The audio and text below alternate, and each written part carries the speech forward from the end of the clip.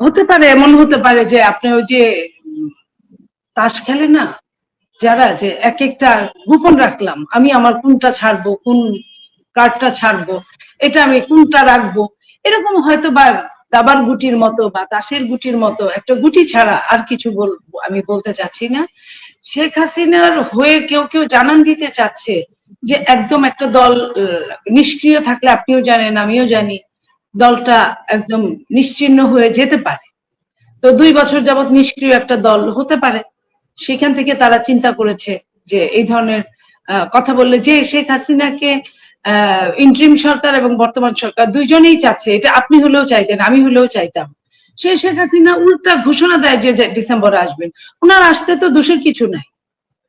ওনার এই জানান দেওয়াটা কাদেরকে জানান দেওয়া? তার নিজের দলের কর্মী, নেতা কর্মীদেরকে উজ্জীবিত রাখা, আমার কাছে এটাই মনে হয় সহজভাবে।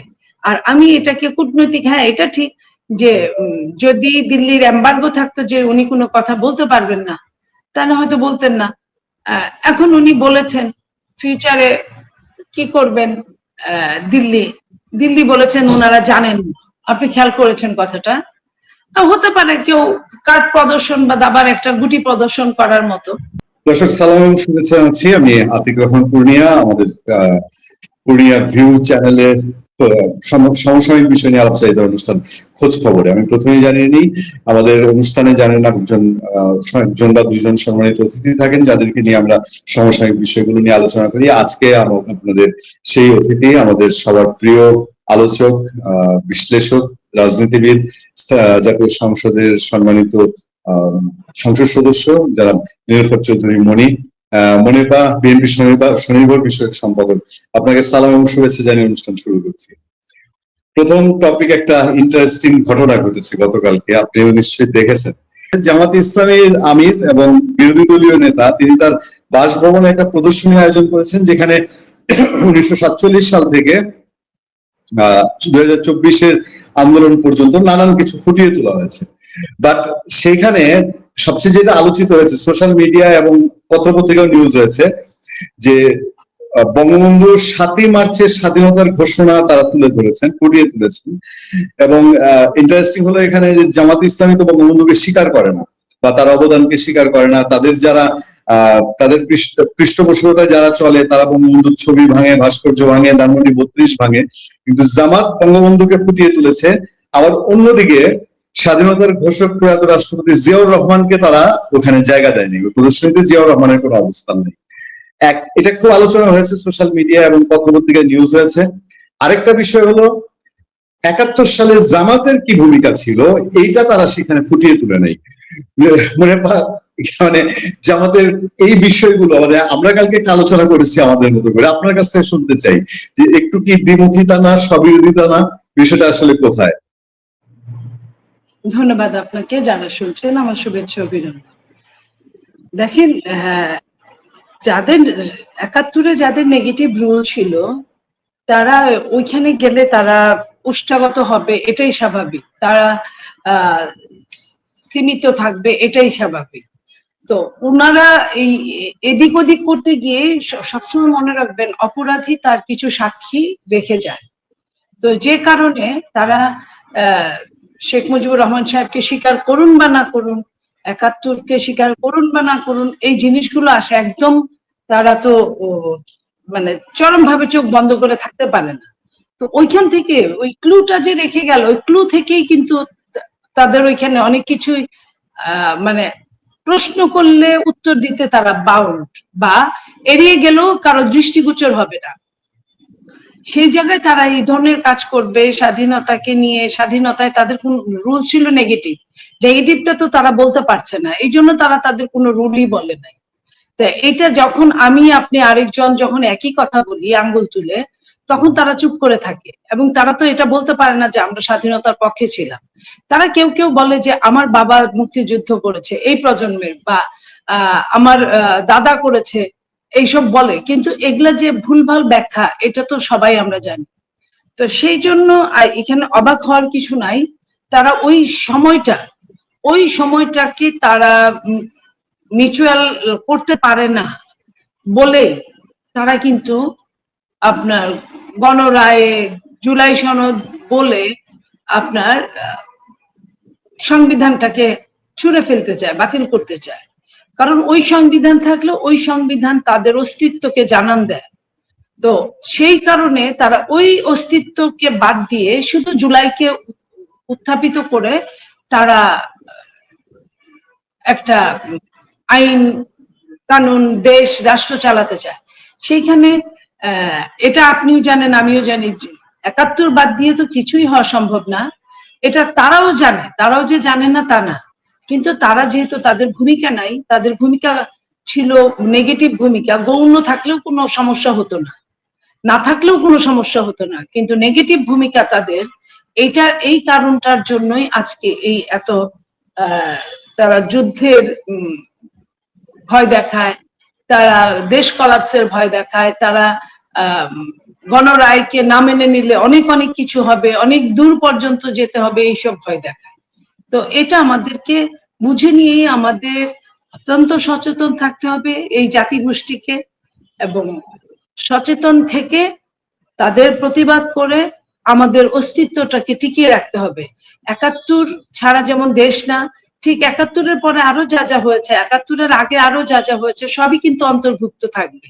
সেখানে ৯০ও থাকবে, সেখানে ২৪ও থাকবে, সেখানে জুলাইও থাকবে, সেখানে ডিসেম্বরও থাকবে, সবকিছুই থাকবে। আমরা কোনো কিছু বাদ দিতে চাই না, কিন্তু তারা কিছু কিছু জায়গায় খুব এম্বারাস ফিল করে, খুব তারা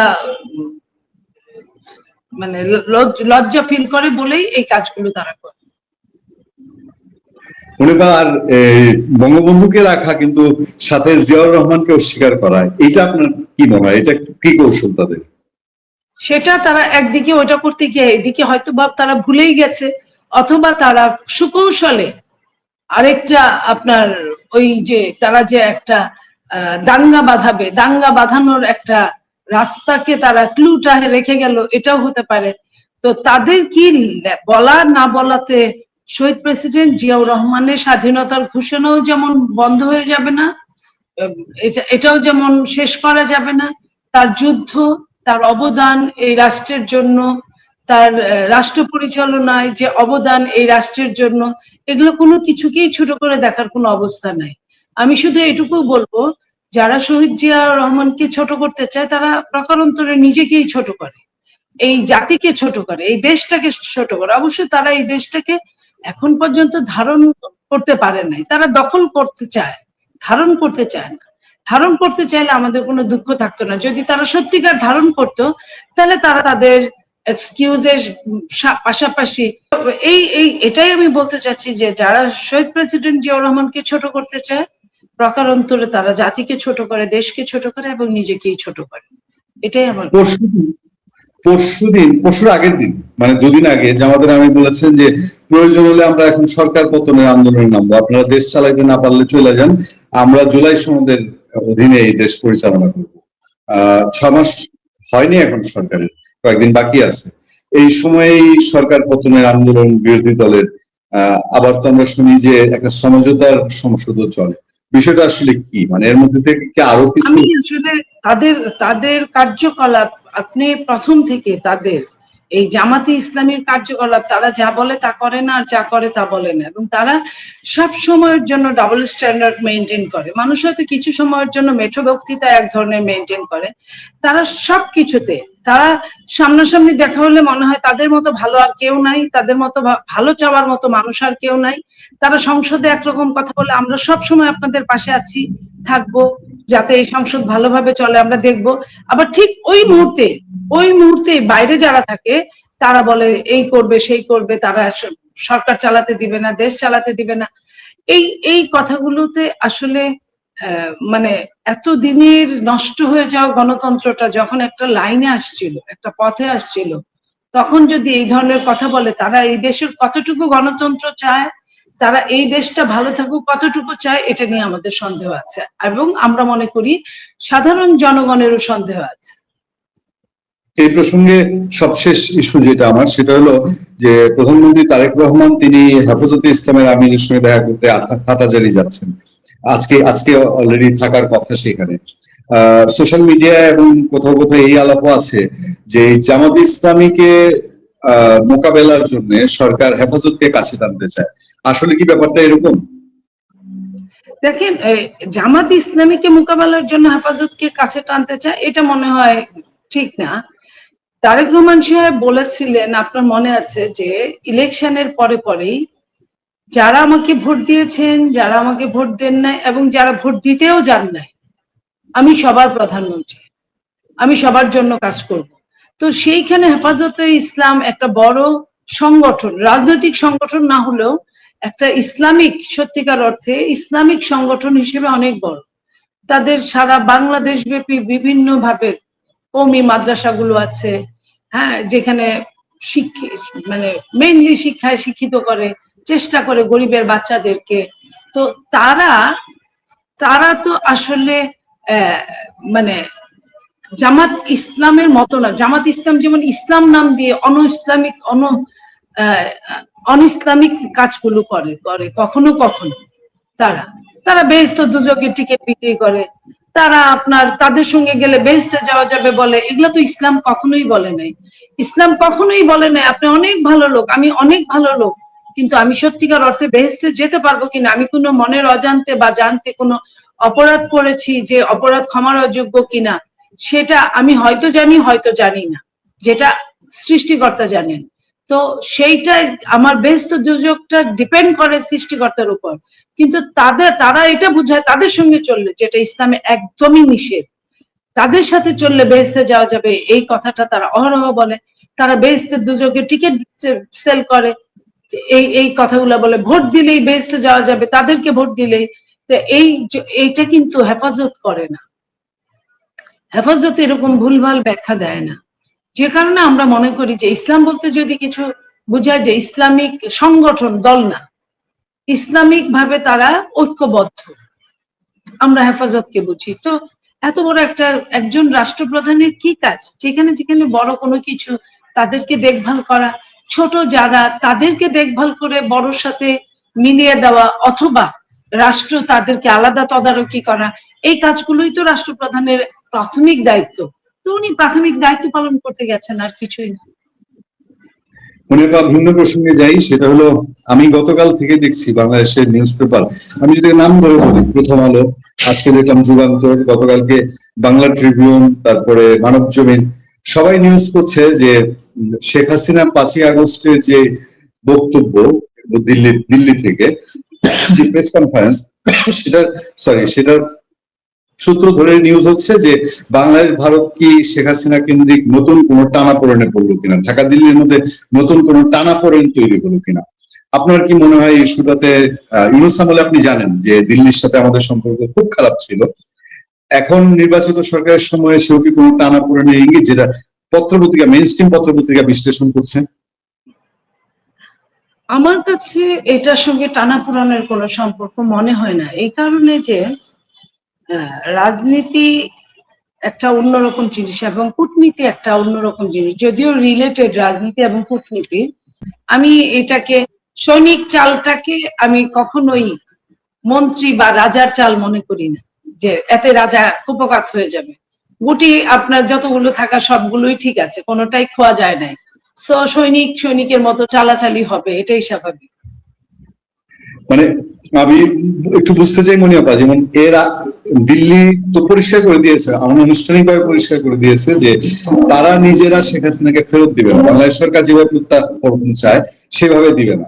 শেখ হাসিনা এর আগে বিভিন্ন ইন্টারভিউতে বলেছেন তিনি আসতে চান, এবার নিজ মুখে বললেন যে তিনি আসবেন এবং ডিসেম্বরের মধ্যে আসবেন। আপনি কি মনে করেন যে তিনি আসলে সত্যিকার আসবেন বাংলাদেশে?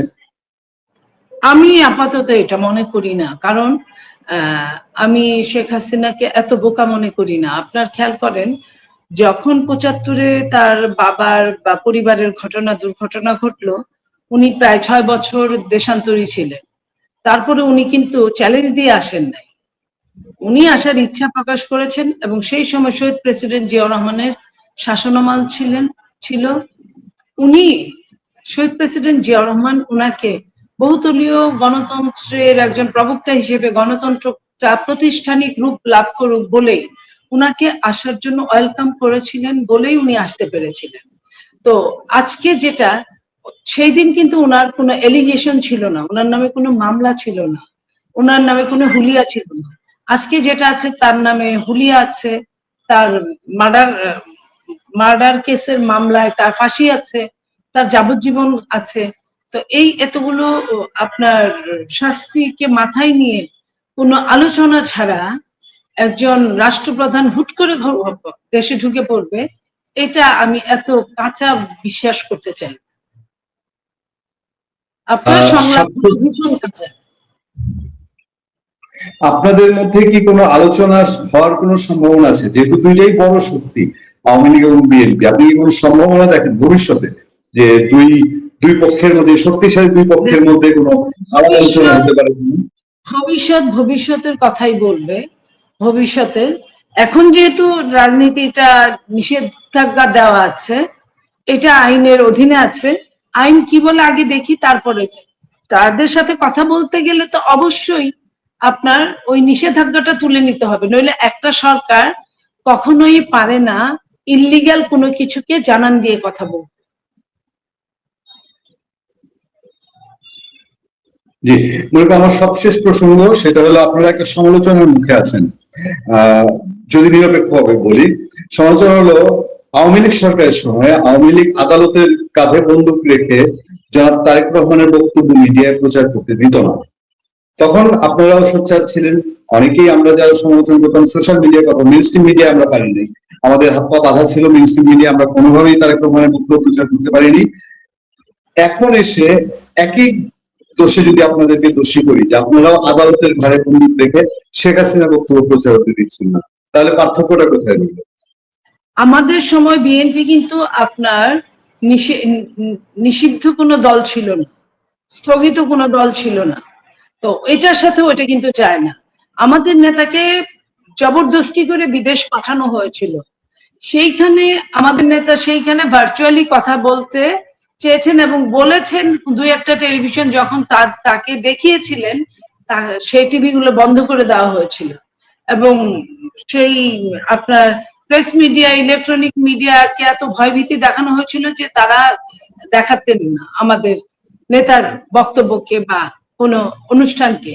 বাট এখন তো ওনাদের এম্বার্গো আছে, এটা বিচার বিভাগ কর্তৃক, আইন বিভাগ কর্তৃক এম্বার্গো আছে। এই এম্বার্গোর মধ্যে তো আপনার এটা পড়ে না যে এম্বার্গোর যিনি মেন চালিকা শক্তি উনি ভাষণ দিবেন আর এটা আপনার টেলিভিশন পত্রিকায় দেখানো যাবে। আপনি নিজেও বুঝছেন এখানে কোনো গণতন্ত্রের মিনিমাম ব্যত্যয় ঘটে নাই, কিন্তু সেই দিন কিন্তু গণতন্ত্রকে ধ্বংস করে উনি কিন্তু সবকিছু বন্ধ করে দিয়েছিলেন। আপনারা আওয়ামী লীগের ভোট নিয়েছেন, আগে বলেছেন নির্বাহী আদেশে কোন রাজনৈতিক দলকে নিষেধাজ্ঞা দেওয়ার আপনারা পক্ষে না, কিন্তু এখন আবার সেটার পক্ষে আপনি যেটাকে যদি সাফাই বলা হয় তাহলে সেটা বলছেন। আমরা একটা কথা বলি আপনাকে, আমরা এখানে কোনো হস্তক্ষেপ করি নাই। বিচার বিভাগের মতো করেই কাজ করছে এবং এই নিষেধাজ্ঞা দিয়েছে ইন্টারিম সরকার। বলতে পারেন যে ক্ষমতার অপব্যবহার করে মাননীয় প্রধানমন্ত্রী এটা বাতিল করতে পারত, সেটা হতো ক্ষমতার অপব্যবহার। উনি তো ক্ষমতার অপব্যবহার করবেন না, যে কারণে উনি বাতিল করেন নাই। সেটা আমরা আপনার বিচার বিভাগ দিয়েই দেখে আমরা কিছুদিন ধৈর্য ধরি, এতে রাষ্ট্রও তো একটু ঠান্ডা থাকবে। আমরা আসলে কিছুদিন গণতন্ত্রকে মিনিমাম পুক্ত করার জন্য অন্তত পক্ষে আতুর ঘর থেকে তো বের হতে হবে। ধন্যবাদ মনিপা, আজকে এই সংক্ষিপ্ত অনুষ্ঠান এখানে শেষ করতে চাই। ভালো থাকবেন, সুস্থ থাকবেন। অনেক অনেক ধন্যবাদ ও কৃতজ্ঞতা, আপনি অনেক ব্যস্ততার মধ্যে আমাদেরকে সময় দিয়েছেন। Thank you very much. Thank you.